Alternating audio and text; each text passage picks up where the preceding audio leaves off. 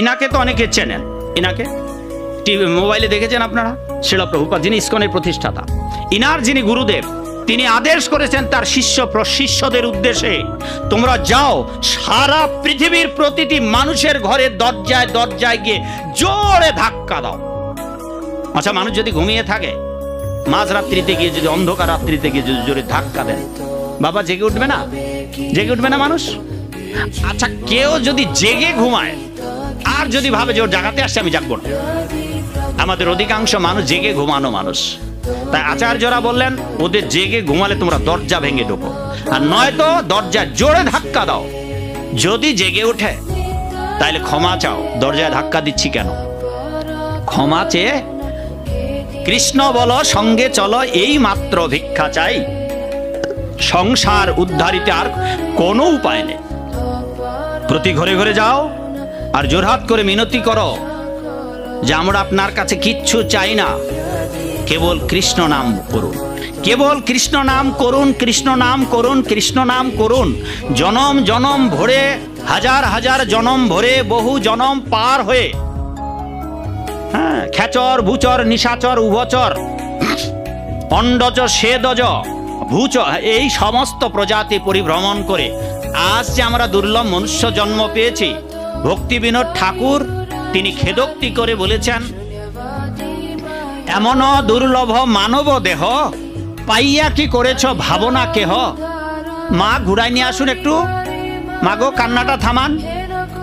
এমন দুর্লভ মানব দেহ পাইয়া কি করেছ ভাবনা কেহ, এবে না ভজিলে যশোদা সুত চরমে পড়িবে লাজে। তাই সবাই, কি প্রবীণ কি নবীন, সবার উচিত, কারণ আমরা কেউ জানি না কাদের জীবনের আয়ু কতকাল। নবীনেরা তো আর এক মিনিটও অপেক্ষা করবেন না, না প্রবীণেরা। আর নবীনদেরও এই পথে এসে গোবিন্দের আরাধনা করা উচিত। সাধু অকালে সকাল কেন, পন্থে বহুদূর।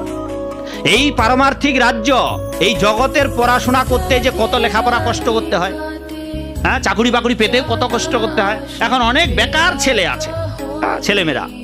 তাহলে ভগবান এই জগতে বিদ্যা শিক্ষা লাভ করে ব্যবসা বাণিজ্য চাকুরি বাকুরি পেতেই যদি এত কষ্ট হয়, তাহলে যেখানে গেলে অফুরন্ত আনন্দ পাবেন, তা সেখানে যেতে আপনাকে কত কষ্ট করতে হবে? আর সেইটা আপনারা করতে চান না। আপনারা বসেই আছেন বায়না ধরে, খাবো দাবো আমাদের মতো করে থাকবো।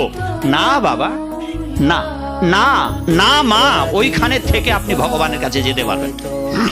তাই গলে মালা পরুন, 2 নম্বর একাদশী করুন, যা আমি গতকালকে বর্ণনা দিয়েছি, এগুলো আর বলার দরকার নেই। 3 নম্বর বলেছিলাম, এই জপমালা আছে কয়েকটা, 4টা বোধহয়, একটা বাসায় আছে, এখানে 4টা আছে, 4 জন নিতে পারবেন যদি নেন। যেগুলো আনিছিলাম বাসা থেকে নিয়ে গেছে, কালকে এখানেও কয়টা নিচ্ছে, আর মাত্র 4টা আছে, বাসায় একটা আছে, চাইলে আপনারা নিতে পারেন। যারা জানেন না, কালকে এগুলোর অর্ধেক মূল্য, মালাটার তো নাই, একটা মালা আছে, কেউ ভাগ্যবান থাকলে নিতে পারবেন, 50 টাকা অর্ধেক মূল্য, এগুলো 150 টাকা। তো যাকে, তাই 3টা গলে মালা।